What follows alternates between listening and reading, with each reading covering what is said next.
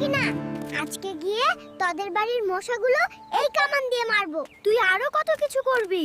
এই গরমের মধ্যে কেউ শ্বশুর বাড়ি যায় নাকি? কোনো গরম নেই। তোমার মাথা যে সব সময় গরম থাকে এটা বল।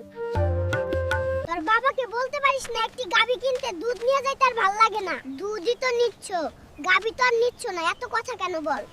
শাশুড়িকে বলবে এই লাউ আর মাছ দিয়ে সুন্দর করে রান্না করতে। লাউই তো নিতেছো, মাছ তো আর নিতেছো, এত স্বাদ কেন মুখে? বিয়ে করেও শান্তি নেই, শ্বশুর বাড়িতে কত কিছু নিতে হয়। আগে জানলে বিয়ে করতাম না।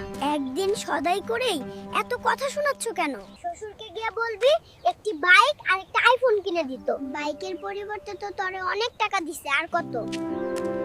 আমার সব টাকা শেষ শ্বশুর বাড়ির জন্য এত কিছু কিনে। তুই আসলেই গরিব, কয়েকটা সদাই করেই বলতেছস। সব টাকা শেষ। ভিডিওটি ভালো লাগলে লাইক এবং সাবস্ক্রাইব করবেন অবশ্যই। আর কে কোথায় থেকে দেখছেন অবশ্যই বলে যাবেন।